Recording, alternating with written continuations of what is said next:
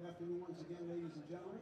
On behalf of CueSports International, we'd like to welcome you here to the Predator Arena, live at the Rio Hotel in Las Vegas, Nevada, for the final round of the round robin division in the CSI Invitational 8-Ball Championships.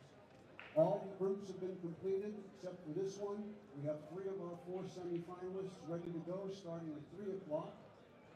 This group will be determined by the outcome of these 2 matches. We'll have our 4th semifinalist for a 5 o'clock match, and then the finals approximately 7 p.m. tonight. In the interest of time, we're going to dispense with the sponsor mentions and go right to player introductions.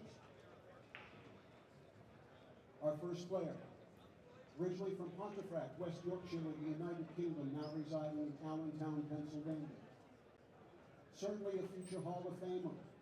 His accomplishments include a gold medal at the 2013 World Games. He's a former Whirlpool Masters champion. He's a 2013 European Pocket Billiard Federation Player of the Year, and he is the reigning AccuStats All-Star Invitational Champion. Sponsored by Straight and Cloth, Diamond Billiard Products, and Predator. Would you please give it up for Dynamite Darren Appleton? Thank you. And his opponent from Tarlac in the Republic of the Philippines. This gentleman is in the Hall of Fame, and rightfully so.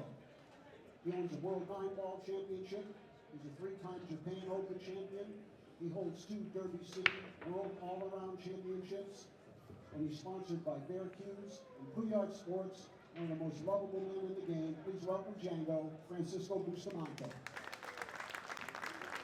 Okay, guys, good luck. 1 race to 9, alternate break. Referee is Mark Fenn.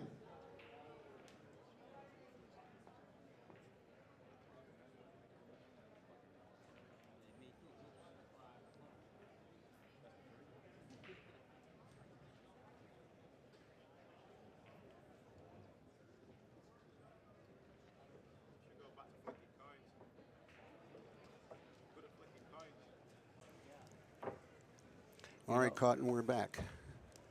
This is going to be a great match. You know what? If I'm lagging, I always like to let my opponent lag first. It's an edge. It's an edge. By rule, you're supposed to hit them at the same time. But they never do. Well, they never do. But I'll tell you, in a fully officiated World Championship level match, if the referee sees you delaying to wait till your opponent hits the cue ball or whatever ball he's lagging with, he can award the opponent the lag. It's like automatic loss of lag. Really? Yeah. Because it's frankly it's cheating. Now Well, they don't call it that. Well, I am calling it that because that's what it is. But you know when I mean, if they're not hit exactly at the same moment, that's fine. But you've got to you can't take 3 more warm-up strokes as his ball is hitting the other rail. Yeah, wait to see where it stops. But you know something interesting, too?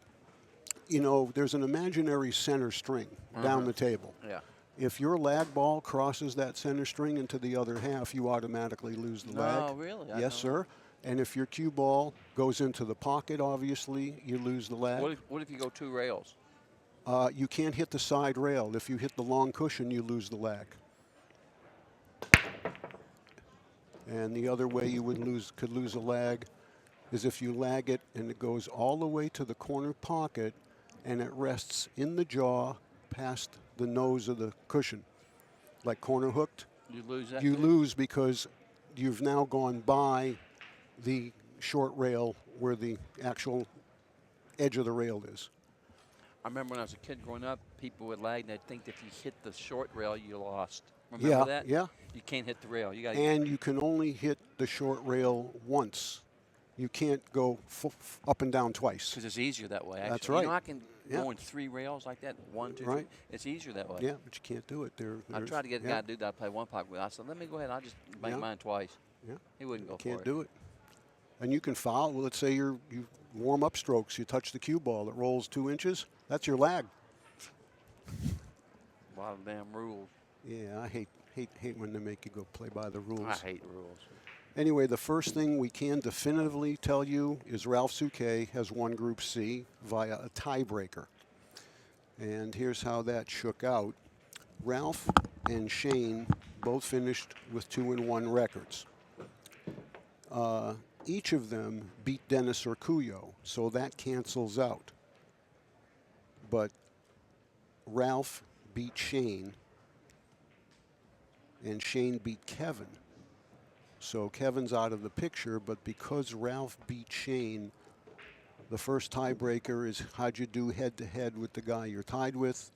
And due to Ralph's victory over Shane the other day, 9-8, he has proceeded out of the group. He's semifinalist number 3. He'll be up at 5 p.m. versus the winner of Group D here, which is still very much undetermined. I think I have a pretty good handle on the possibilities here, and I'll get into those with you after another rack or so. But all 4 guys are 1-1 right now. The first semifinal at 3 o'clock is going to feature Ping Chung Ko, younger brother, and he's going to play the hitman Torsten Homan. Those are the Group A and Group B winners respectively. Ralph won Group C, and he'll play the Group D winner, which is right here. So that's where it all stands. And hopefully we'll pick up a little bit of the time we lost with that lengthy match that Dennis had with Ralph. I don't know if you were paying attention in the last 2 racks. Dennis had an 8-7 lead. Ralph was running out to tie it up. He missed his last object ball. Dennis had 5 stripes on the table, made the first one, got funny on the second ball that he wanted to shoot, wound up having to play a 10-ball cut in the long corner, made it, and he scratched in the side. So Ralph had a 2-ball tap out with ball in hand, which he made. Good shot there, Boosty. Good shot. You know how hard the shot that was? Yes, I do. Jacked up over the ball, slow roll the ball in. That is sick. Yeah. That really is sick. So anyway, Dennis, lost that game, and it went then to the Hill. But Dennis was breaking in the Hill game, and he flew the cue ball off the table on the break. So 2 scratches by Dennis in his last 2 innings at the table, and he took what looked to be certain victory, and he turned it into absolute defeat. And Ralph has to feel awfully fortunate to have gotten through there. And that's the good news. The bad news for Ralph is now he's up in his hotel room changing his flight, because he had a early evening flight tonight to Beijing.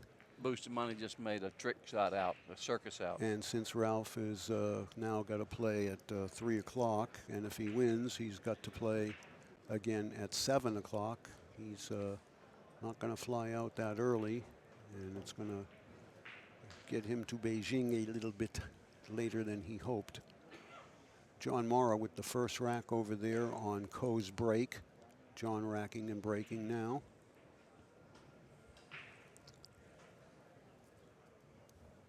So Bobby Cotton, I got something I wanted to ask you first of all. Ah, boy. No, not trivia yet, not yet. I'm saying I got no shot there. Well, you might. I'm a little easier today on the stuff, but I wanted to ask you, what was your most memorable win playing pool in your career, either tournament or gambling? Does something stick out in your mind as one you always remember? And I talk about it all the time, and people don't believe it, but I have people that was there that saw it. You're going to die when I tell you. Go ahead and tell us. I'm at the feature table at the Bicycle Club, right, on a 4.5 by 9, like maybe 15 years ago. Okay. At the bike tournament, right? Uh-huh. And it's a race to 13. You're going to think I'm lying when I tell you. It's a race to 13, and I'm playing McCready. He's got me 12-0. No way. I swear on my life. He's got me 12-0. Winner break. Winner break, and I beat him 13-12. Now, what is almost like 100,000 to 1 at least? Did you string a bunch of racks? I run like 3 or 4, then duck. Run 3 or 4, then duck. Did he ever have a chance to get get out? Never had another chance. Yeah, and I beat him 13-12. He loved it. He loved something. it. It's the greatest thing ever. You know? Sure.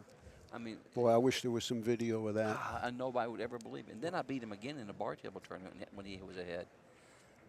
But well, that's pretty impressive, man. It's unbelievable. It's just like I was 100,000 to 1 underdog. and he's only one of my favorite players of all times. And he loved it. You know, Keith's just a nuts, in my opinion. Well, you know, a guy comes back from 12-0 and beats you, you better just shake his hand and say, nice shooting. I had a couple of buddies of mine there that are still around that was there watching it, and they just like, I don't believe what I'm seeing. Yeah. But, you know, when I started coming back in the match, when you first start, you're like, oh, you're loose. Free-wheeling. Yeah, it don't matter. I'm thinking, there's no way can I win anyway. And I never got too tight, actually, because I don't know why, but I was freewheeling the whole match. Even when you got, you know, 12-11, 12-12? Oh, and real quick, funny, I was playing another guy, and I can't mention his name. He's a known player, and we're at the bike. This was like, I think, the next few matches, or it might have been the next event. He says, call it, and I said, tails. So he flips a coin and hits the table and just thuds. I went and picked the coin up real quick. He had a two-headed coin. How brutal is that for in the tournament? And of course, he beats me the match. I was so pissed I lost, and then he got knocked out before I did. So it was like karma got him.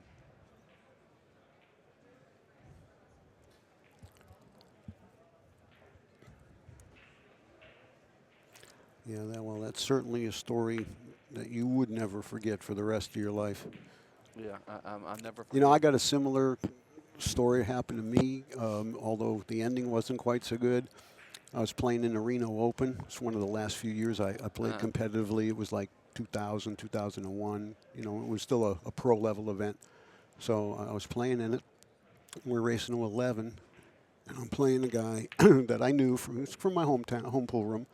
Good player. I was probably a little better player, but that day I wasn't. And he had me 10-0, going to 11. And I bring it back to 10-10, and I break in the last game, and I got a road map. Oh, no. And I missed the straight-in 9-ball. I rattled the straight-in 9-ball to win the match. No. Yep. You know, you'll remember that. Oh, I do. I do. Listen, I can remember balls I missed like that of course. 20, 30 years ago. But you don't remember the racks you ran and all the games, all the matches but you won. I can remember the balls I dogged. Yeah, and I remember the exact shot where the ball was and all of that. It wasn't something I had to stretch for or anything.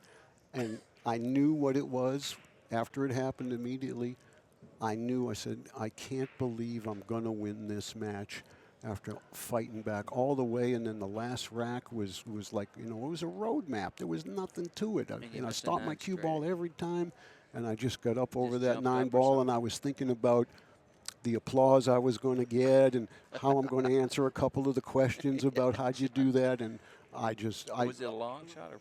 Nah, it was a 4-footer. Oh. The ball was 2 feet from the pocket. The cue ball was 2 feet from the ball. It was in this lower right corner right here as you're looking. And I got to tell my mind went away. Story. Go ahead. In like 1976, I'm in Tupelo, Mississippi, broke. And I'm at a place called the Shade Tree Lounge where all the gamblers hung around, right? So Boston Joey comes in there, Joe Kiley, who was one of the best bar players in the world at the time with the big ball.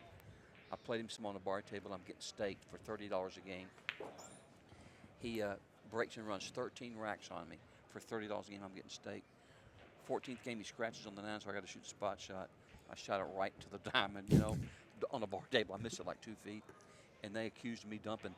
They said, dump. I said, dude, I shot one in 14 games. And they, for years, thought I dumped the match. Yep. I shot the 14th game and dogged it. Wow. Well, we got a... Yeah, 1-1 here. We're on serve here. John Morrow with a 1-0 lead over Coe in the other table.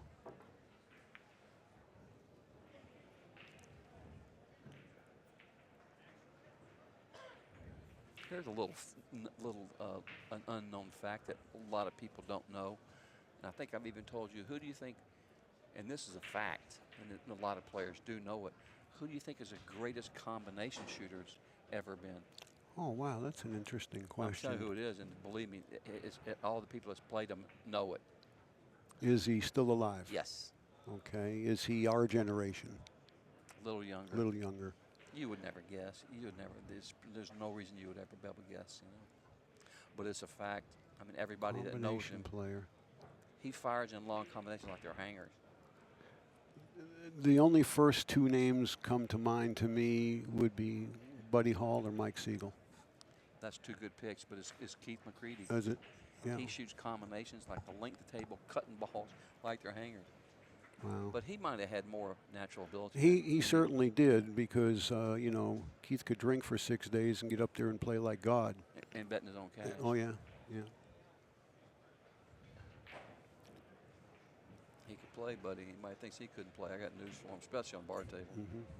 But he beat a lot of he beat champions on big tables too.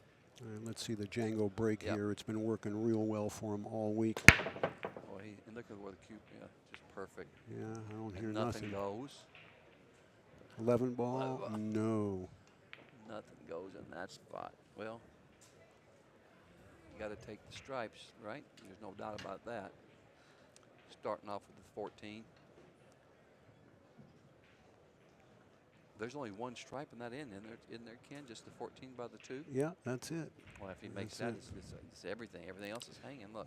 You know, you just mentioned Boston Joey, and of course, you know, I'm from there, and one of my close friends just sent me a text to tell me that Boston Joey was actually from a town called Chelsea, which is where my buddy grew up. Did they hear my stories? Yeah, they just heard it. Oh. Yeah, and he says,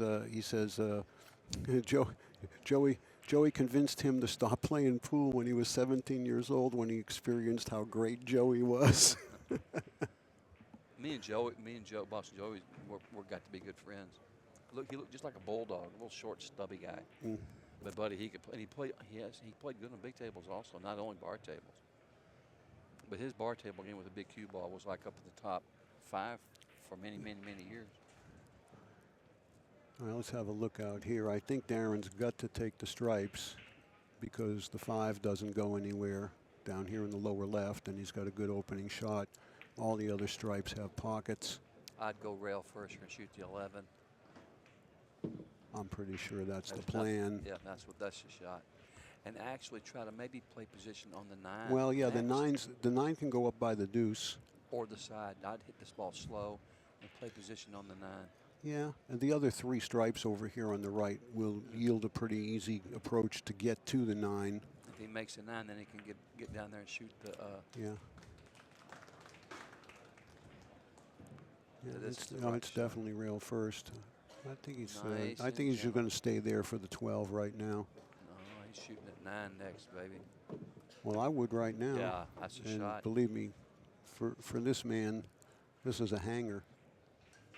He shoots so straight. I was at the tournament in Reno, a big table one time. I don't remember who I was playing, but they even wrote up an article in the magazine up there about what me and my opponent did. I can't remember who I was playing, but we both missed a 9 ball 4 times. And we just kept getting saved, miss a ball, get saved, 4 times. That's pretty unusual. Like, they're saying, how could 2 good players miss a 9 ball? I said, well, dude, they just kept getting funny. Okay, on table 2, it's 1-1, and Copigny is about to break.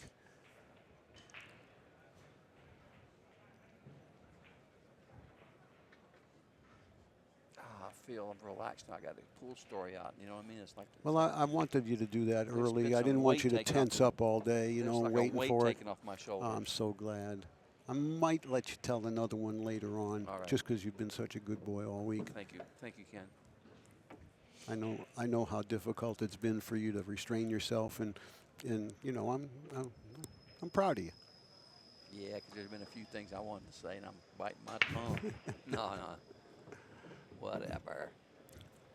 I just hope, and I'm you know, pretty sure I'm correct in what I'm about to say, but I think everybody's enjoyed having you be part of this week and sharing the booth with me and adding some color and, you know, also some great insight. Look, Bobby, you're a great player. I don't care if banking one pocket might be your specialty. As you know every game, and you've had, you know, some really terrific analysis here to help the people at home better understand what the players are doing and maybe pick up a couple of pointers along the way. Thank you, Ken, and you compliment me as well because you're very knowledgeable about the game. Well, thanks, pal. We make a good team. We make a good team. We're being so nice to each other right now. I feel kind of close to you right now. I really do. Well, you're almost sitting in my lap, goddammit.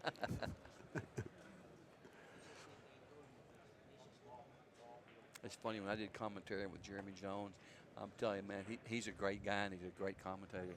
But we go back and forth. If I said use low left, he'd say use high right every time. And I say, no, not my end. But he's a good guy. I like Jeremy. And he knows the game too. That's for sure.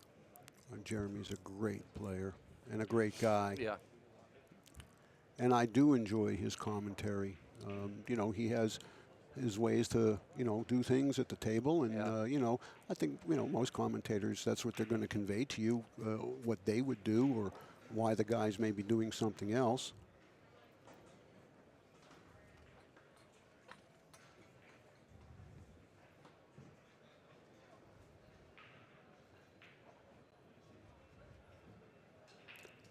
I just got another Boston Joey update from my friend Bobby here. And Is he still alive? no, as a matter of fact, that's the text. He said Joey passed away a few years ago, I didn't know. according to my friend Bobby. But they did this year induct him into the New England Hall of Fame. Really? Yeah, yeah. But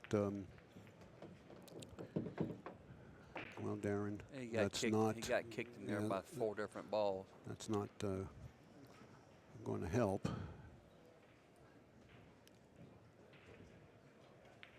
I've wondered. I haven't known. I don't know anybody that really knew him Joey personally. So. Yeah, I guess my friend Bobby did, and because I said they grew up in the same town.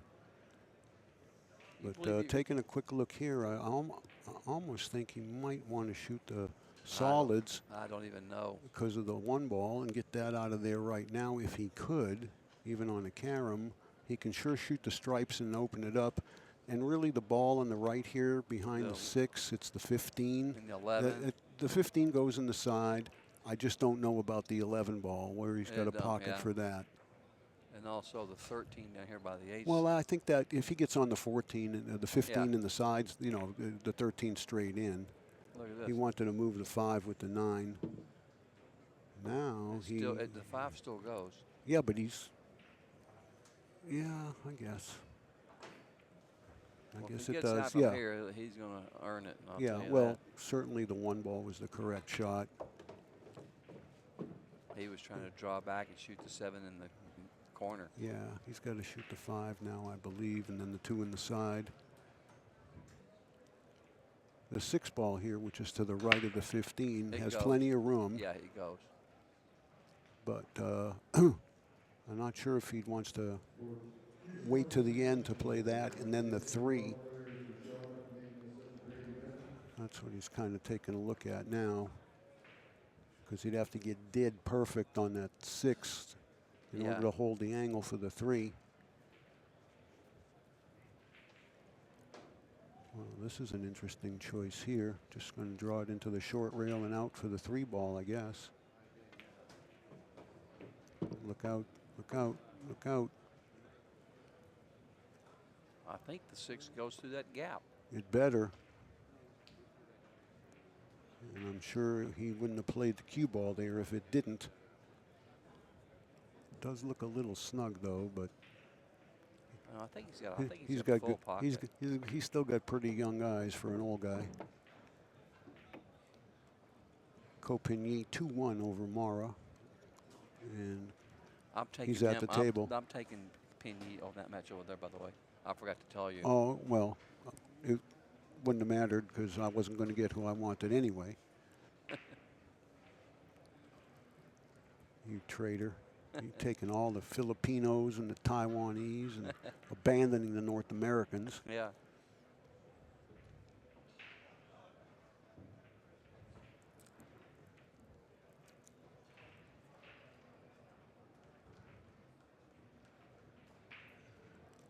Can he get to the deuce? Oh, man, this is never going to work here. He's got to slide under. What was he? I don't even know what he was trying to do there. I don't either. You know, he might be able to make the 5 off the 9 if he can't get the cue ball in there. I don't know what he was trying to do there. I really don't. What ball was he trying to get on just then? I think it was trying to go into those balls off the long rail there and then have the 2 for insurance. Yeah, just split them. Split the 5 and 9, I guess. Or the 5 and the 11. Either way. If he was trying to do that, then the 5 probably could go. or he wouldn't have been doing that, you know. Oh, for sure. Yeah. He missed that badly. He missed that pretty badly. Tough shot. Yeah, it was a tough shot. Got to kind of roll the cue ball up there, and goofy shot. Yeah. Well, Darren will be able to make the 9 from over here on the right-hand long On the rail. other table, does that have any bearing on anything? Everything has bearing. I'm going to see if I can figure this out. They're all 1-1. Everybody playing's 1-1. Right, and I know who they beat. Darren won. This is what everybody's win represents. Darren beat John Mora. Bustamante beat Coe. Coe beat Appleton, and Mora beat Bustamante. So there's nothing really common there. So here's the way I look at it. I think I've got it looked at. If Bustamante wins this match, he's 2-1, and he'd have to have Coe beat Mora for him to win on a tiebreaker for Boosty, because he beat Coe. If Boosty wins and Mora wins, Mora goes through on the tiebreaker because he beat Bustamante head-to-head. Now, if Darren wins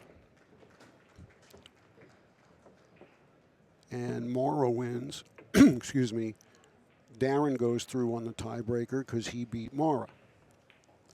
If Darren wins and Coe wins, Coe goes through on the tiebreaker because he beat Darren. No, I mean that's just it's that complex. It's funny just to hear you read. It's funny.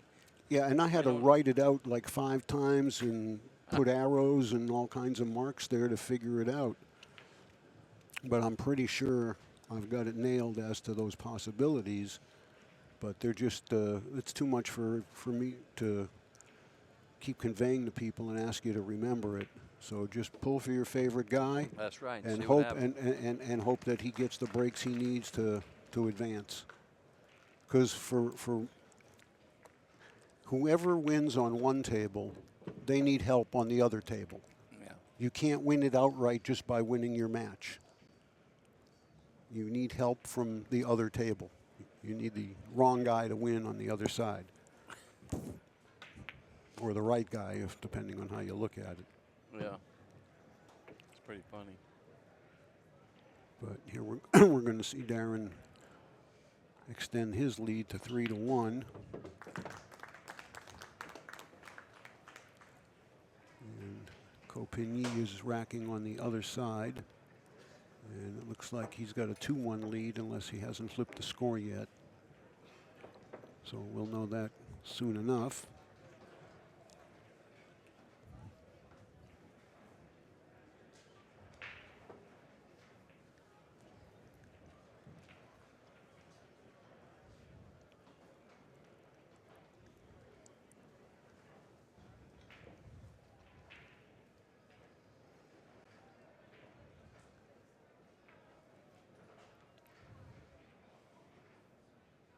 Yeah, it is 3-1 over there for Copigny over John Mora.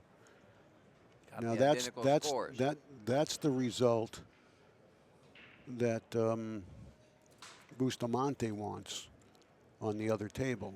Boosty has to win here and have Coe beat Mora for Boosty to advance, because he holds the tiebreaker over Coe. Can Mora advance? Yeah, I think he can. Don't even tell me. I'm just going to see if he wins. We don't have to know until the match is over. Yeah, well, I can tell you. Mora's got to win that match. And Boosty has to beat Darren for Mora to go through. But all 4 of them have a chance, which is pretty much what, from a promoter standpoint and an excitement standpoint, you want to come down to the last game. And that's what it was in the last group, and that's what it is in this group.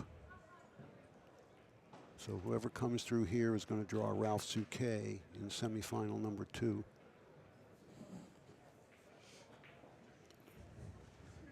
Wait, there's another semifinal? We got. There's two. There's two. Yeah, yeah. But the first one's already set. It's Young Co. We got 2 more matches and and 2 tables. We got one. No, we got 2 all matches. the matches are going to be here. We have 3 more matches, 2 semis and a final. Okay. 3 o'clock, 5 o'clock, 7 o'clock, Gotcha, all gotcha. on the TV table.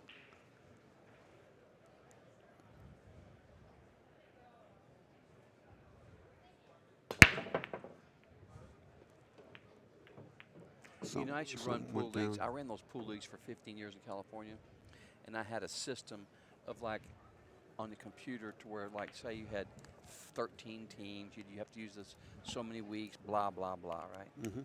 So one time I had a team at this one location, and they had somebody forfeited and show up, and the guy there says, "Well, just move this over here, move over there." He said, "That's all you do." I said, "Let me tell you something." I said, "Here's what you don't understand." He's, "Well, I run tournaments." I said, "Let me tell you something. I'll give you a week, 1 week to figure out." I said, "Because when you move this one match," Oh, yeah. I said, "it's like a Rubik's Cube." I said, "Now what happens is all these teams be playing either 2 and 3 times, and you couldn't figure it out. You can't figure it out. It takes you like a month. I'm saying like a month. It's like a Rubik's Cube." Yep. And the guy says, "No, all you gotta do is put this here and that there." I said, "No." He said, "That works." I said, "Well, I'll tell you what, I'll just bet you 100 that don't work." Well, especially if it's double elimination, because when you go to the other side of the board, then you got all the crossovers, and you No, might wind. this was just like a weekly. Oh, pool just a league with standings and all of that. that you wouldn't have believed. Yeah, I can. No, I can. Telling you. Believe me, I can well imagine. I've put enough tournaments together in my life to know that you can't just, well, I got Move an it. empty slot here. I'll just put the guy in here. Yeah. Well, he didn't show up. Well, he'll just have this guy play this guy instead. No, Like, no, nah, no, dude. no, no. And all of a sudden, now next week, they're playing 2 matches opposed to 1, and it was just Yeah, or you play the same guy 4 times in a row. exactly, Yeah. exactly. All right, Francisco shooting the 7 ball here in the corner.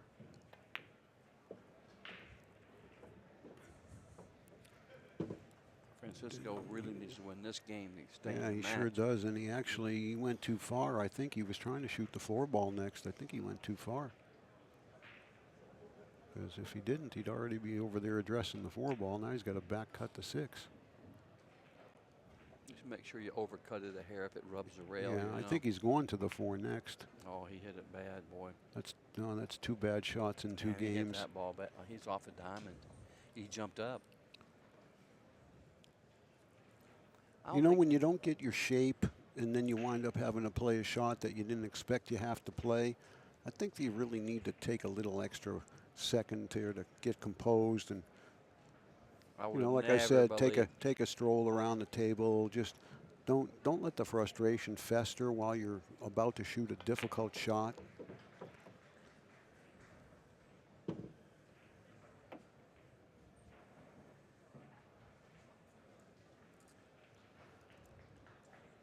Well, the 8 ball goes in this left-hand corner or far up the table, but he might be trying to move the 8 right now, just like that.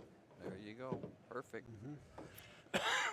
Perfect. I think the only way Darren can get through the group is he wins here, and Mora beats Co.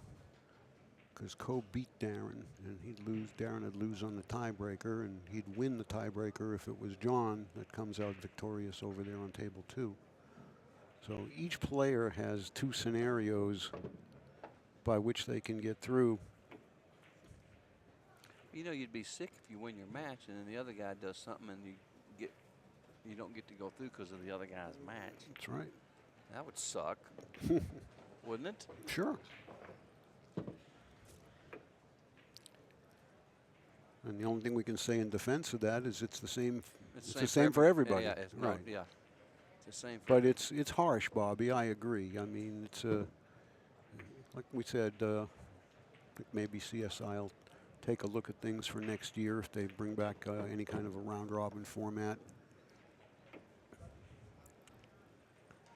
But either way, it seems like we are winding up with the best players in the Final 4. The people that played the best through the round-robin stages. Oh, yeah. You might have a little luck and escape one match, but you're not going to win all 3 or win your group unless you've earned it. Oh, you you're not winning because you got lucky. That's for Right. sure. Every match is just, you know. Right. Copigny now only 3-2 ahead of John, and I think John's breaking to try things up. Darren breaking here with a chance Also to unlikely extend this his last lead. game with Bustamante missed that ball down the rail like that. Yeah. Man, I just can't believe he missed that ball. It would have been 3-2 as opposed to 4-1. Well, he's missed a ball in each of his last 2 games. I know. Yeah. Score might be reversed. He hasn't missed 2 balls all week. No. Really? And he's still breaking great. Yeah.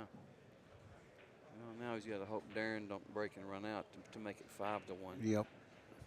Which then he's in big trouble. Yeah, it's going to be pretty tough to overcome that. Because, I mean, But Darren's no slouch at the break either. We've seen it happen. How many matches we've seen 5-1 and the guy lose? Yesterday, we saw Shane 4-0 up on Dennis. Wound up going to the hill, and Shane won because Dennis broke dry on the hill. But a 4-0 lead in alternate break, you'd think it was over. Yeah. And it wasn't.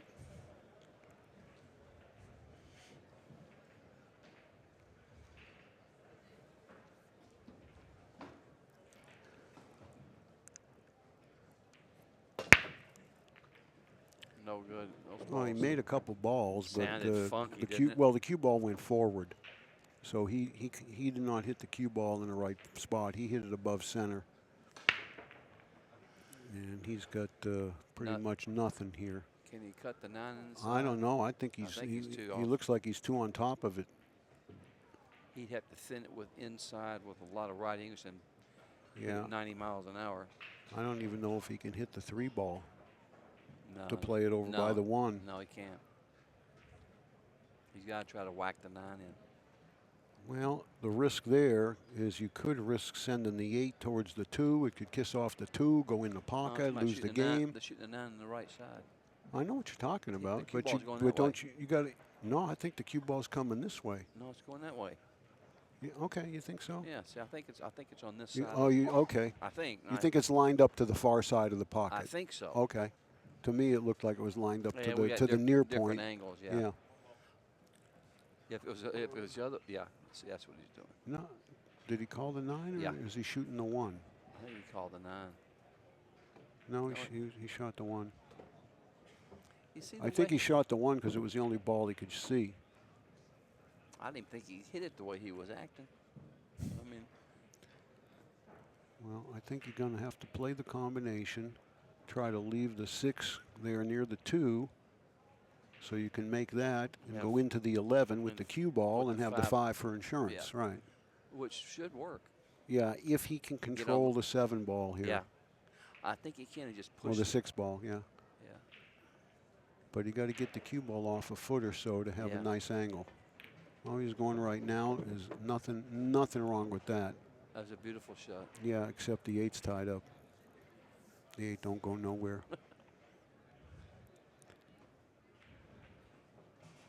It's always something, ain't it? Yeah, he may. He's looking. It goes off the 9. I don't know. It may be too thin.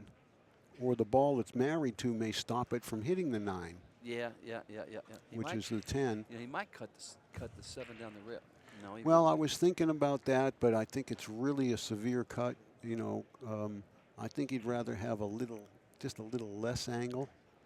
But if he shoots the 5 to then play the 7 for the cut, he has no insurance balls. Yeah. He may not have a choice. Or if he can get on the other side of the 6 right now, he could do it then, but he's going to get his own bridge. He's got an X bridge. It's on a stretch system, but he's got a jack up here so high. He doesn't like the provided bridge with the plastic head. He's going to get his, he's got a bigger bridge head. It fell apart. Wow, it's just a head. He hadn't put it on yet. Damn thing. He lost his head. Yeah. Lost his head. That's funny, Kenny.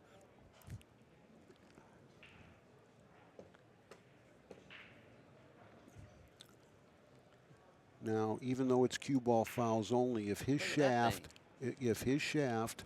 raises the 8 and makes the 10 or the 9 move, it's a foul. Oh, yeah. Because he's accidentally touched 2 balls. What if he touches 1 ball? If he only touches 1 ball and that ball doesn't hit another ball and nothing comes through the path of where it was, it's not a foul, it's just the opponent's option. But this is hard to reach even with this elevated bridge because it's so far away from him. It is, yeah. This is. I would shoot the 7. I'm shooting the 7. I don't care. He may be forced to. I really don't like the 7. It's not that hard of a shot. Well, I know it isn't. He's going to 7, just come back and hit the 8 or hit them balls. I think he's going to double up his bridge. Well, now now he went. He's carries like 3 or 4 different bridges. He's got more things there. Is that? I've never seen so many gadgets. Well, see the way that bridge is made? That's so you can get it around an object ball. Look at that thing. And now he's going to stack 2. He might even stack that one sideways. All right, let me ask you this. How many bridges can you stack up and still be legal? 2. Correct. I just guessing. You're right. You can stack one on top of the other, and Just that's like legal. It's like a Mike Massey trick but shot. you cannot stack more than 2, and you can't use anything artificial to elevate your hand or your bridge. You can't put 5 pieces of chalk down there and put your hand on it. This ain't gonna work. He's not gonna do this. This ain't gonna work. If he can set the bridge right, No, he might have a shot at This it. ain't gonna work. He's gonna shoot the 7. All this here. He ain't gonna shoot the. Well, what he's got to be extra careful of here too. Forget, I mentioned foul with the cue stick, grazing the 8. If I was He's shooting got to this be like- careful he don't foul with the bridge. If I was shooting this ball, I'm telling you, I'd be knocking all. I'd Yeah. be knocking all 4 balls off the. I'd be rearranging the furniture here if I had to do this. I could hardly shoot with the bridge. I was raised playing. You get on the table, just crawl up there. Oh yeah. Well, That's the I way never, they do it. That's yeah. the way they do it where I'm from. Up on your hands and knees up there. Oh no, they never allowed that where I learned how to play. That's how I 1 learned how to play. foot In on. Memphis, man, we crawl up there and get right on top of that ball. And it makes it easier to shoot them balls. You'd be just jacked up. Well, of course it does, but It's worth like 2 balls playing one pocket. Yeah.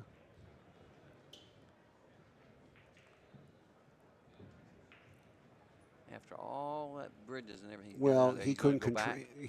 back. It was too wobbly. It's too unstable. He's I know not. I'm He's telling not. you. He's not going to shoot this I shot. told you that 5 minutes ago. I know he ain't going. He can't shoot that thing. I know. It's all right. We enjoyed it. Yeah, he's good-natured about it too. That's so funny. What he really needed was interlocking bridges, where the second one would lock in, the shaft would lock in and be stable. That was his trouble stacking the second bridge. It wasn't stable enough.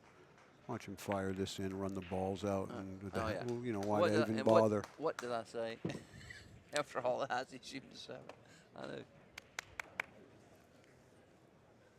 Yeah, I'm going to give you extra credit for this game. I'm playing good, buddy. I'm in dead punch. Yeah, well, you better be to shoot the 3 ball because that's what he's got. You got to be careful here. Watch what happens if he hits the 4 with the cue ball. Oh, right in the drink. Yeah, Can he hit this one? he might get the 4 thin enough. Well, he might miss it. Yeah, Yeah. I guess he could miss Hit it. It looked He hit deceptively it kind of- close. hit a little fat, and spin this ball. Right, which helped the angle. Yes. If he'd have shot in the center of the hole, he'd hit the 4 and Mm-hmm. swished it right in the hole with Yeah. the cue ball. Just like you said. Okay.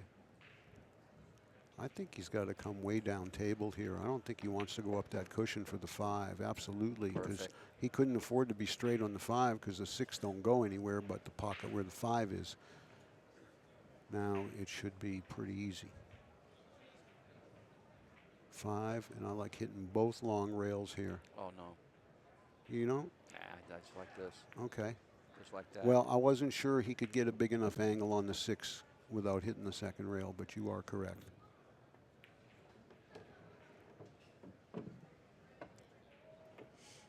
It's a well-deserved victory in this rack. Nice shot.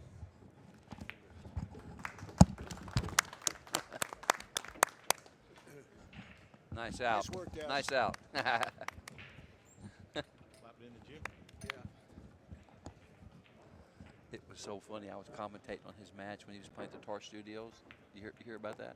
Which one? One, I can't remember which one was it with was. Shane or Alex? I can't remember. Because we might have. But he was playing. He was down shooting the ball, and I said, why is he shooting? I said, why don't he shoot this other ball? He looked at me. He says, because I can't hit it. Remember that? Yeah. He says, I said, why ain't he shooting like this? I said, whatever. Yeah. He said, I can't hit it. I'm like, oh. All right, Copigny, 2 balls away from extending his lead 4-2.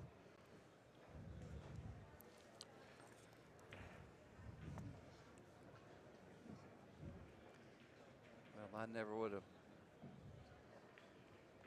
believed the score would have been this lopsided, 5-1. But should Darren go on to win this match, he's going to need Mora to win. To win. No, wait a minute. Let me see. Yeah, he'll need Mora to win in order to go through the group. Look at this. Because look at this. They'll have it. That's the 3rd rack in a row he's broke dry. I don't think he's left it too much. You know, I don't think. Well, he's got the 3-12 combination in the side if he wants to take the stripes.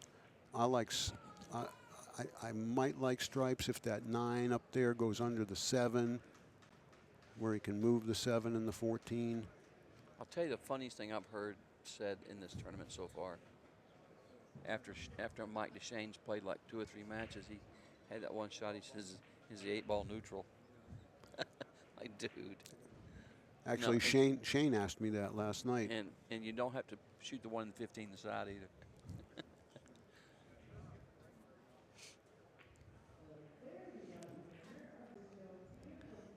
Yeah, this is the shot I thought he'd play. Now, whether he's going to run down there and go into those stripes and take a chance, or just go down there by the 1 ball, maybe play the 10-9. We'll have to see how he wants to handle it. Oh, he missed the combination, and he screwed it up even worse.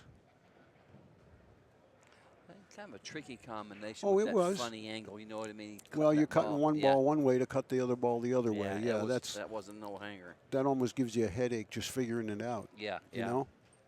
And then you got to add to that the gear effect of the first ball hitting the second ball. A lot of times when I've done commentary with some of the pros, I always do ask them what their technique is for lining up combinations, and you get like 100 different answers. I have the greatest system. Some guys pick a point on the rail beyond the second ball. Some guys depends on which way you're cutting the first one and what kind of friction it's going to have.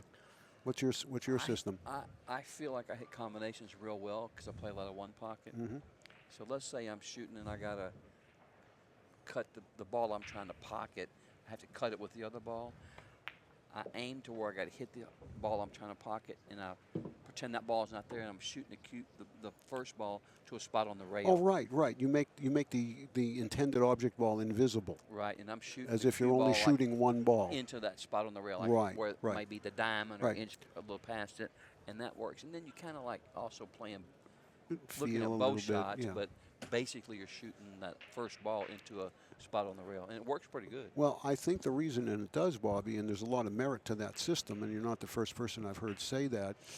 So obviously, there's, there is a lot of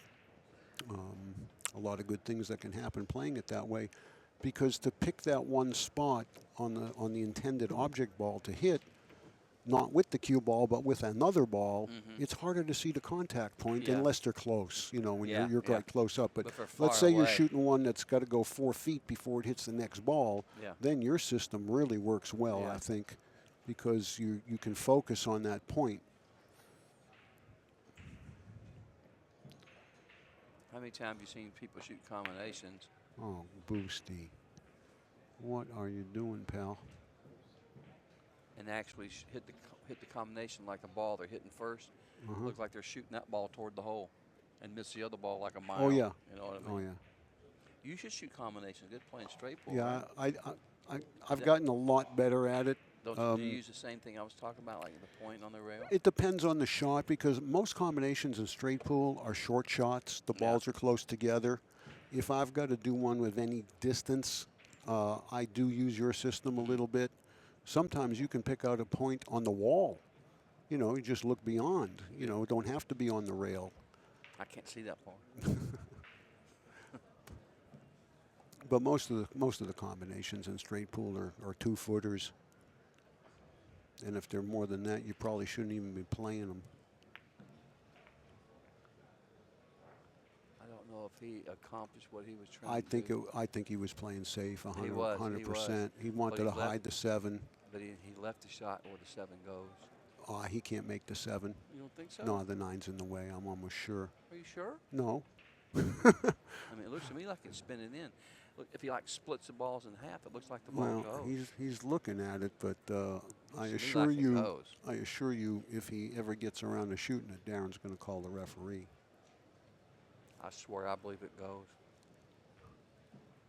Yeah, but where's the 8 go? If you shoot the 7, can't worry about that. You have to worry about it because the 7's going to be. I'm pulling your leg. Yeah. I'll just make my 7 colors and not worry about the black ball. Yeah, it's wherever it stops. Well, he's got to go the 7 next if he's intending to do anything with it.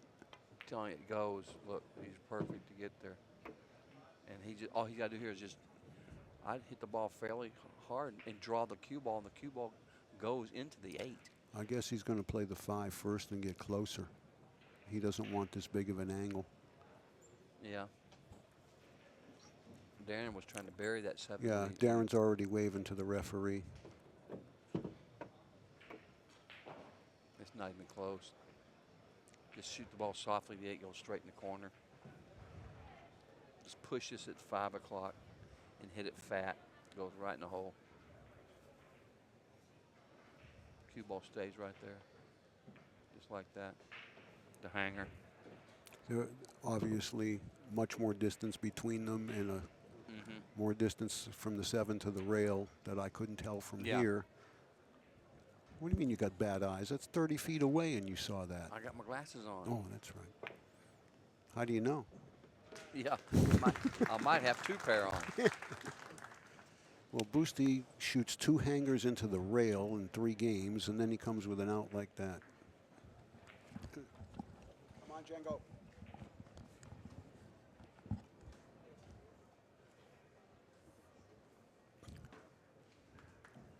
Okay, 5-2 here, Dynamite breaking, and 4-2 Copigny, and he's at the table.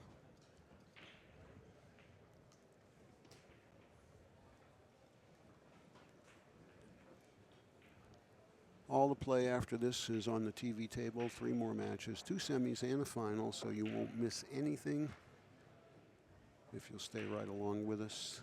And sometime around 9 or 10 o'clock tonight, you will know who our champion is. I like the name Cyclop. We were talking about that in the break room the other day. About the name? Well, someone said. It might have been Rick Jones. He said there's actually really is no word cyclop.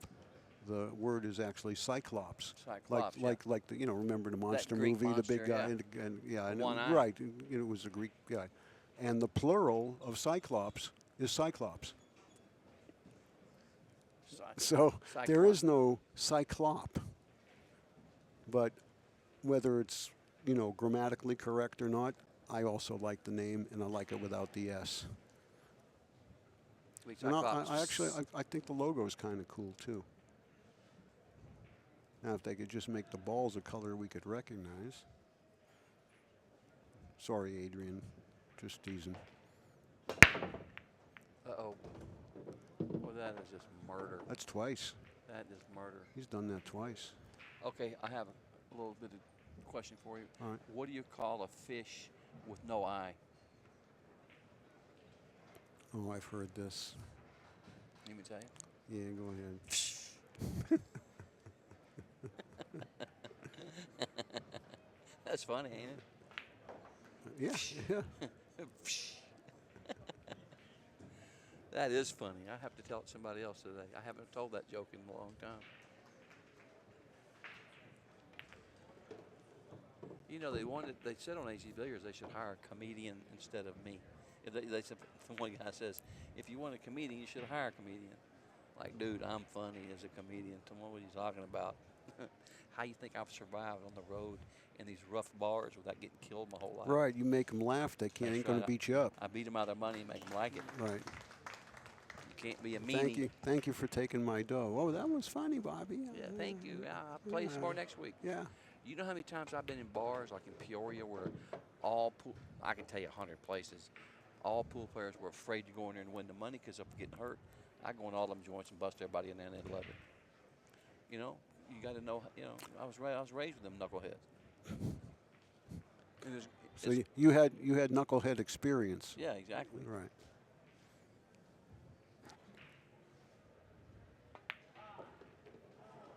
Needs a big bounce. Now, this is going to be a little tough to reach. He's probably going to have to shoot it left-handed, jacked up. He might be shooting this other one. Yeah, he is. But if it's, I don't think they're frozen. you got to jack up, go to the rail. Yeah, I've rarely seen a pro foul on a shot like this with a double hit, you know, unless they miscue. But it's pretty rare. He's shooting away from the ball. Yeah. How many people you think when the cue ball is frozen, when you push it, that it's a foul? A lot. You know what I mean? Well, you actually Amateurs. can't push it. You have to stroke it. You Well, you can't can't shove push it. it, Right, but you can't shove it. You shoot through the ball. shoot through the ball is actually the terminology, with a normal stroke. Now, it's 100% a double hit when you do that, but the rules allow it as long as the balls are frozen. If they're like If they're a hair apart, you can't do it. No, that's why it's important for either the players or the referee to always declare frozen or not when the cue ball's frozen an object ball and the guy's going to shoot, because the legality of the stroke depends on whether they're frozen or they're not.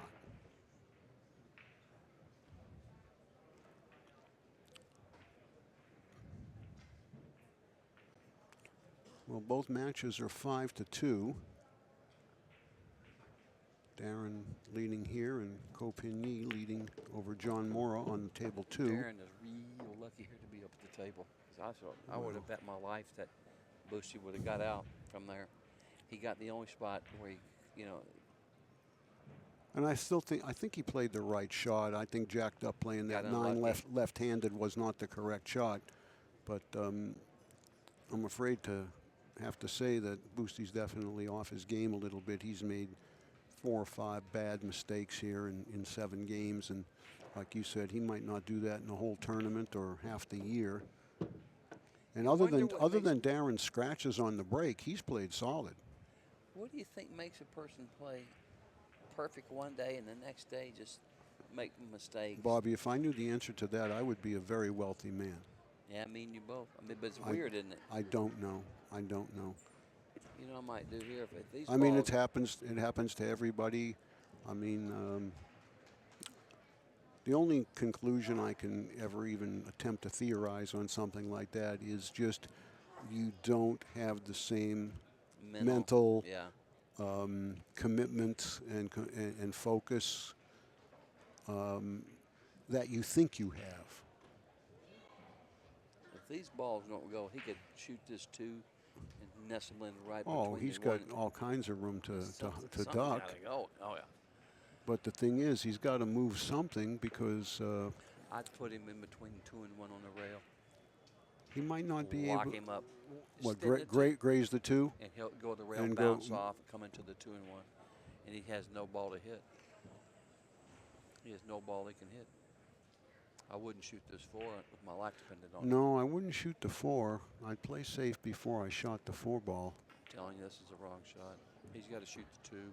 I think he's too smart to play a sellout shot here, because all the Boosty stripes and the 8 ball have clear Hit pockets. this ball with 3 o'clock.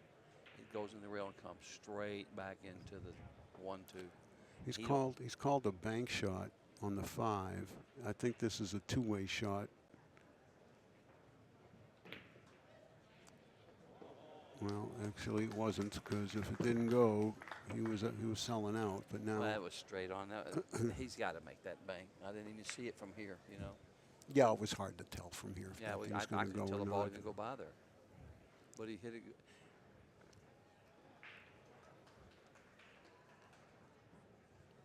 Well, I think he's going to the 3. Even though he's Oh, right there for shooting the the 4. 4, he might go for the 4 Now draw back first. about that middle diamond. Well, the thing is, when he plays the 3, he wants to be able to Just roll it. forward, and this might be too big of an angle to do that with the 8 there. He's got to shoot the 4. Yeah, he's got to bring it back a little further than where it is now. Maybe another ball.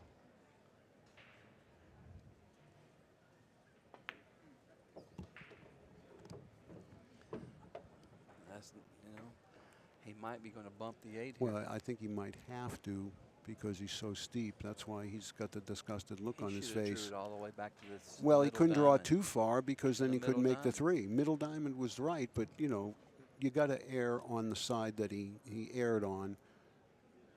Too short's better than too far here. I think this is into the 8. Just a high ball. Maybe a quarter tip a high This left. could go haywire here. Oh, he hit it perfect. He sure did. Beautiful shot to slow roll that ball. Listen, this guy ran 200 balls saw in it. the semifinals of I the saw world it. title. I saw it. That was awesome, wasn't it? And in a matter of 5 or 6 years, for a man that never played straight pool before, I saw it. I think he's an elite straight pool player. Yeah, I saw it. You It was know, amazing. he's not in Torsten or Schmitz or maybe Mika or Oliver Ortman's category yet, but he's close. Yeah. He Run is 200 close balls. because he shoots so well, Yeah. and he's got such a good understanding Nice out. of what's going to happen. Okay, Boosty's going to take a timeout, and we're going to do the same here. We'll leave you over on there on table 2. Be back in 5.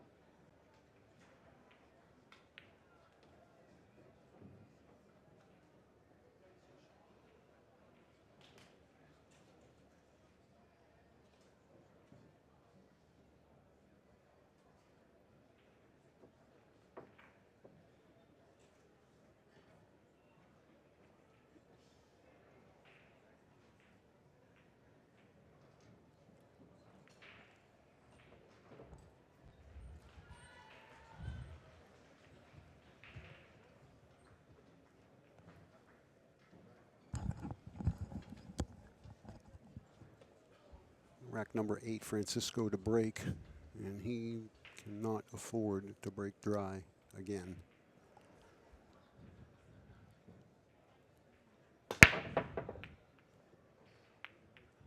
One ball. Finally.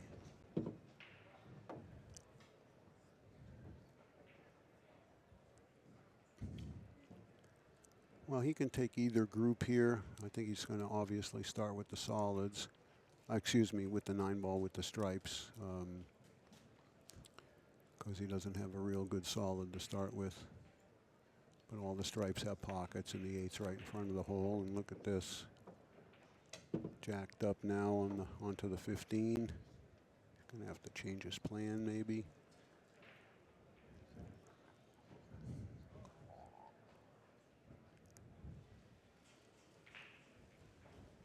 Might shoot the 12 on the side just because he doesn't want to shoot the jacked up shot, or he might even shoot the 11. Wrong again, Kenny, shooting the 13.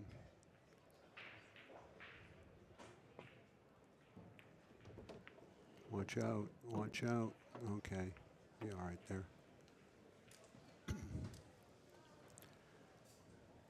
We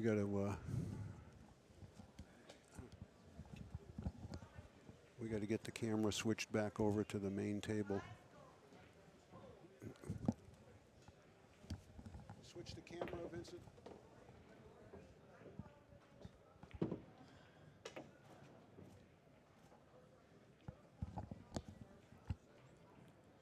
Okay, we had the score from table 2, and we had the score from table 1 and the camera on table 2. So now we're back coordinated. Again, both matches are 6-2.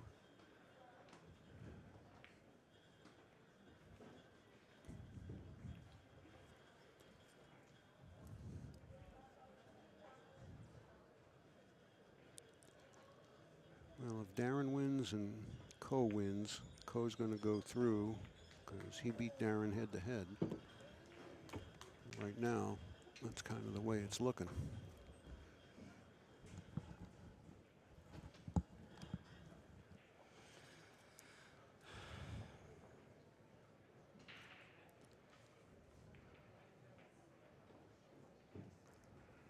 Boy, that's a tough spot to be in here.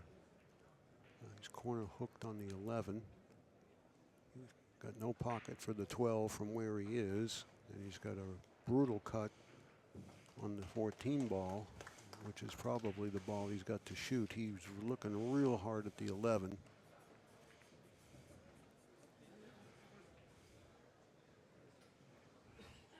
Don't know if the 14 comes over here behind the 2-5. I think he's back cutting it.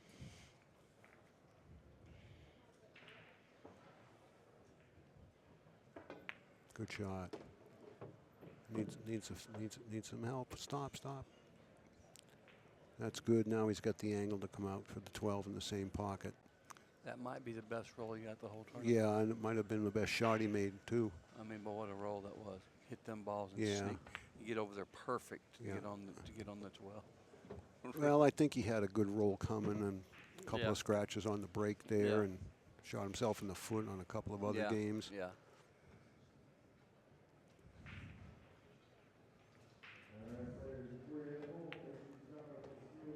Look at this. Oh, God. That's 2 good rolls if that passes. He's laughing, so it does go. Darren's amused by it, at least with a 6-2 lead, he's amused. Anything different, and it wouldn't have been so funny. But it doesn't matter how, it's how many.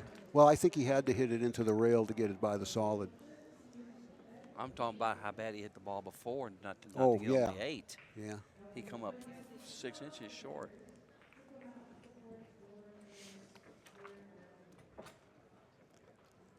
Both matches are 6-3 now. John Morra breaking.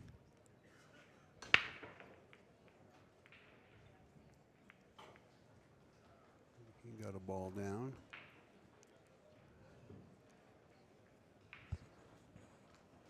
Looks like John's probably going to want the solids over there. He's got a good opening shot on the 6, right next to the 8.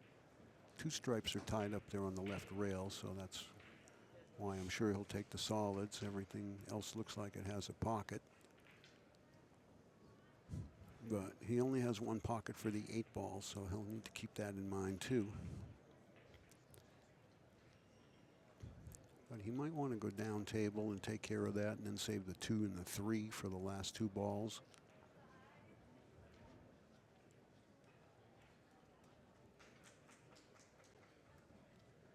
Taking a little extra care here to make sure his cue ball path is exactly as he wants it. And here's Dynamite's break. 2 ball in the side. 9.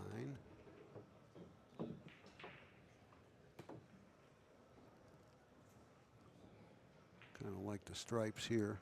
Mm-hmm. I want the stripes. You got the solids. No, geez, I called stripes first and I still don't get them, huh? Man, you're tough. I told you. This Mr. Nice Guy act is over. Yeah, sure. We're getting down the end of the tournament now, and I'm bearing down, buddy. Yeah. You lulled me all week. That's right. That softness, made me think this was just going to be, you know, warm and fuzzy, huh? Mm-hmm. Here we are, battling to the death.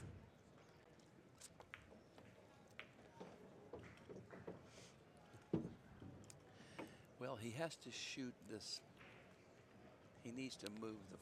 No, he don't need to move nothing. 13 in the side. Not move nothing, but he needs to get rid of this ball down here by the 1. Right, but if he's straight in on it and stops, then he shoots the other stripe in the side, goes forward, and he shoots the 12 and stops, and shoots the 8 in the other Which side. I think he's going to try to do right now. Well, he can float right at it, or he can wait for the 11 ball. No, he's yeah, doing it right I like now. this. Yep. Shoot and stop, I guess. Stop. Yep. Then the 14 in the side. 12 in the corner and an 8 in the side. Well, he's got to get the 11. Yeah, but the 12 and the 8's the last 2. Oh, Correct? yeah. Oh, yeah. Well, clarify yourself, Ken. I did say that. Pay attention. No, I said it first, and you're just following suit. You're just, you know, you didn't see it. I'm just messing with you, buddy. At this stage of the week, all the balls look the same. A couple of times I thought a ball was a stripe and it was a soft. Yeah. You know, after a while, they do start looking like all the same. They're playing with 14 solids. Last year, might have been even 2012, I forget, when the first AccuStats Make It Happen event that Pat ran, it was an 8-ball Invitational. And he used the English balls, 7 yellows, 7 reds, and a black. Really? And it wasn't any issue for the players, but try commentating with no numbers on the balls when the guy's got 7 yellows out there and you're trying to explain to the audience where he's going for his next ball. Yeah. Well, he's going to play the yellow and bounce off the other yellow and shoot this yellow in the corner. Yeah, that would be kind of... Oh, man. Me, Billy, and Danny, we struggled with that all week. We had to describe where the ball was before we could tell you what the guy was going to do. Look at this. He's damn near about to get corner hooked. I think he can just hold it there. 3 inches. Mm-hmm.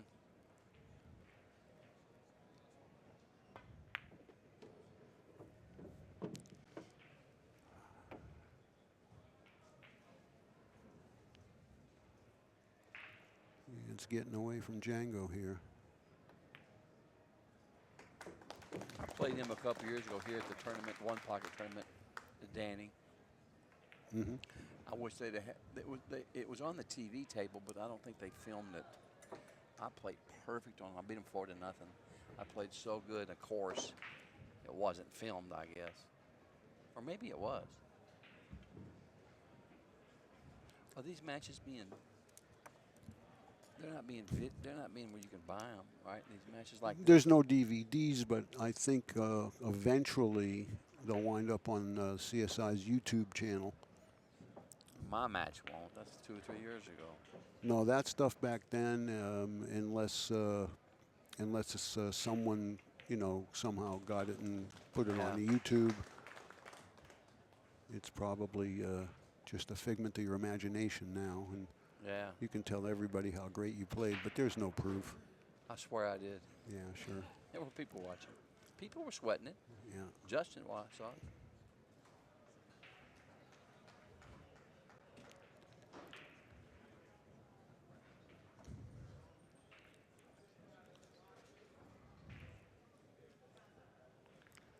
Well, Boostie's he's getting close to. Oh, he's in. It's desperation time. He Yeah. can't make another mistake, and No. that may not even get him there. But he needs two mistakes from Darren, and he can't make any, and that's just to get even. Look at these balls. And Copigny is also 7-3 up on Mora. So Darren, if he Well, wins, if this holds, if these scores hold, Darren's not going through. Coe's going to win the group because he beat Darren head-to-head. They'll have the same 2-1 record, and he'll go through on the head-to-head.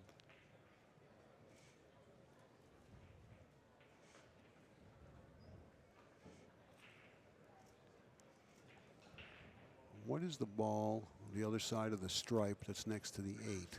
It looks like it's the 7. 6 or the 7? I can't tell if it's a stripe or a solid, Bobby. I really can't. It's It's a stripe. I believe Okay, it's the 15 then. Yeah. It's the 14 and the 15. Yeah. Okay. And what is the reason they changed the color of the balls?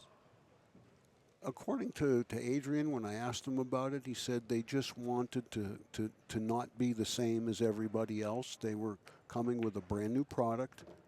You know, they're introducing their balls and their new manufacturing process and all of that. And they simply wanted to be able to, you know, have the balls attract more attention because they are not like all the other sets. I think it's a good marketing strategy. I just wish they had a little better distinction between the 14 and the 15. Like we said, the 6 and 7 we can finally figure out because you got the whole ball to look at. But because the 14 and the 15 both have all that white on them, Yes. the color gets kind of distorted. Yeah. And it takes a while to know which is which. Yeah.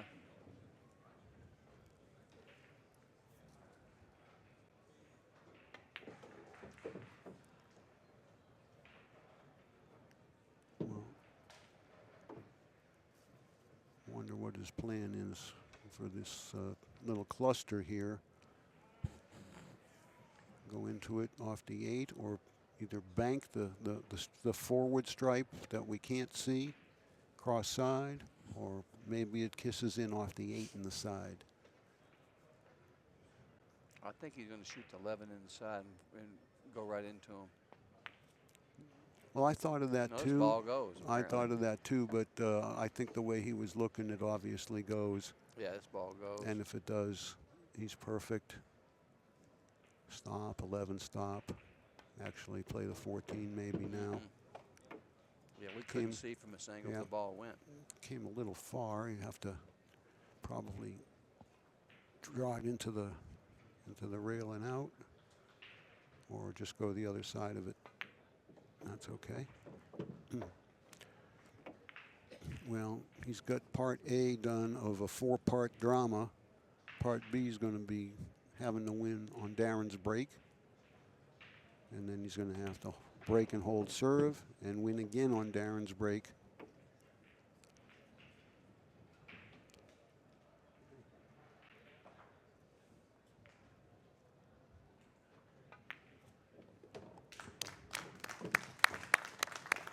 Seven, 4.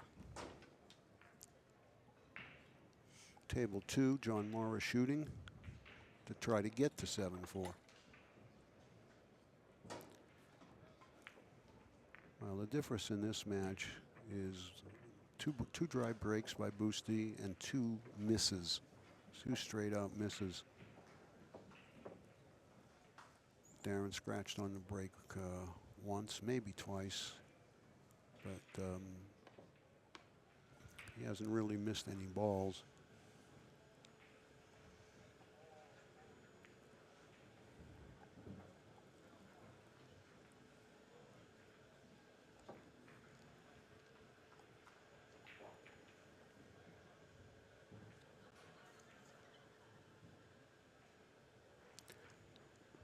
Bobby, did you ever know a guy from the Boston area whose nickname was Jingles? No, I don't know. You know, do you ever hear of him? No. Oh, okay. I hardly know. You don't know many people from the back. East? No, Yeah. I know a few top players like you remember Three-Fingered Ronnie? Oh, yeah. Ronnie Cypher. Yeah. And I was friends with, remember Alan Keel? I've heard the name. Great, good straight player from New York. And No. of course, me and Gene Nagy was good buddies. Oh, hell yeah. I played him 3 or 4 times. I'll tell you something. He could play, buddy. He could run like 400 playing straight pool. Yeah, I he believe. taught Jeanette Lee quite a bit. Yeah. Right. Yeah. He was a little goofy. Yeah. Gene was. You know, he's kind of a weird kind of guy, but he was a good guy. I knew him pretty well actually. I played him in Alabama. I played him in Lansing. I played him in Dallas. I beat him on a bar table in Dallas. But his best game was on the 4.5x9. But he played good everywhere. Yeah, well, I wasn't sure because Jingles, his real name is Lenny Loader. No, I've never And heard of him. he's probably, he's about my age. He's probably, mid-early 60s right now. But I met him my freshman year in college. We were in school together. Is he a good player? Oh, yeah. Hell, yeah. So I was up there in the student center. They had 5 Gold Crown 1s up there in the student center where I went to college.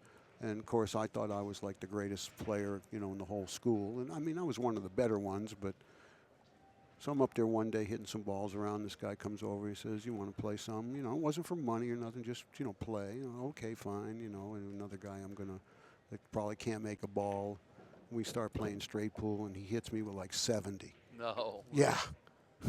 So, nevertheless, I decided to become his friend, and he actually taught me a lot. It was one of the first guys that ever really started to educate me on the nuances of straight pool. And we struck up a pretty good friendship for a number of years. And he played a little bit of the Pro Tour stuff, but, he had some substance problems and some other issues. And, of course, he dropped out of school and never had a dime and all of that. But, great player. But I always loved his nickname, Jingles. Yeah. I started playing straight pool. That was the first game I ever learned when I was, I was 15 years old. But I never had anybody teach me anything, you know what I mean?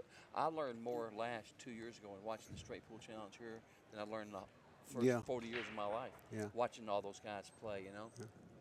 No, he, like I said, I got some good basic stuff from him.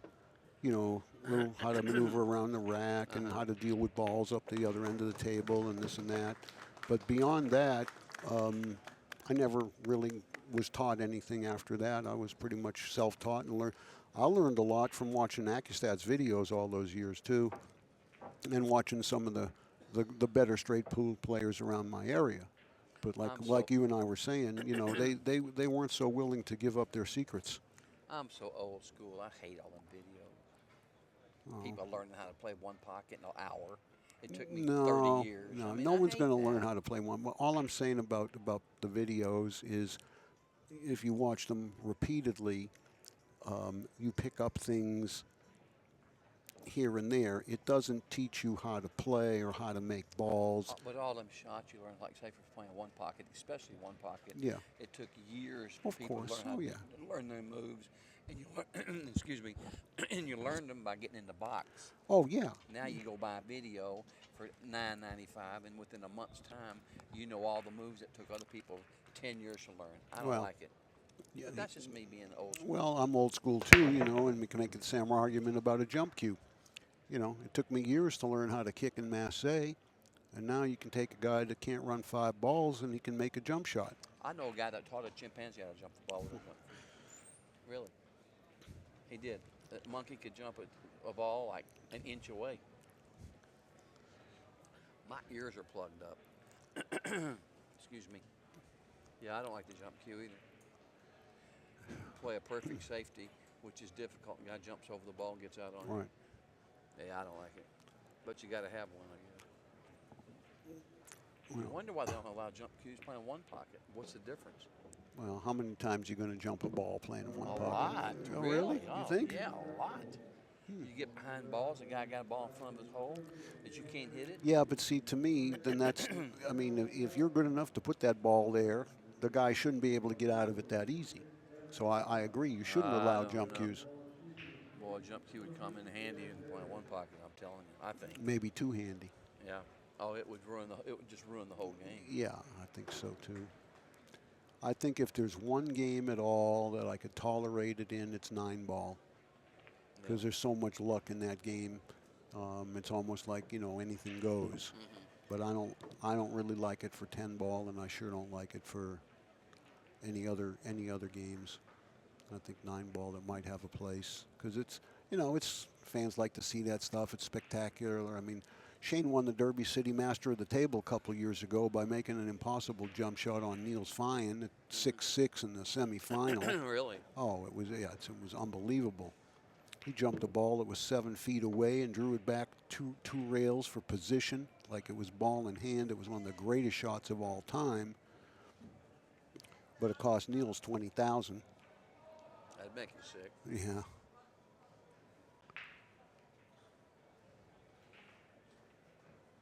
Well, if Darren gets out here, He's going to have to go over there and sweat out John Mora making a huge comeback. I bet you and I agree on what was the greatest shot of all times in the tournament. I bet we have the same agreement. Oh, the Efren shot against Earl. Guaranteed. Oh yeah, the Terrell kick on the 5-ball. Yeah, the Z shot. With inside English. Oh yeah, absolutely. Oh, that's in a class by itself. There's nothing even close. That's the greatest shot of all time. Yep.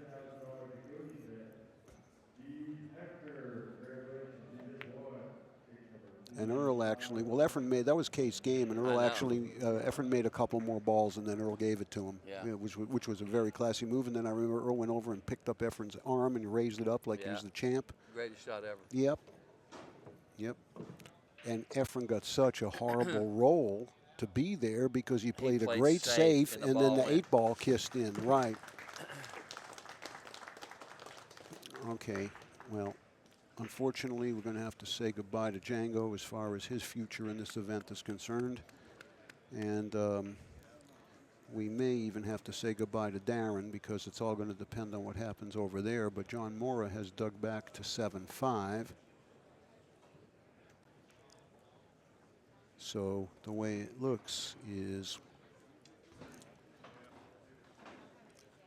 if Ko Pin Yi wins that match, he wins the group. And if Mora wins that match, Darren wins the group.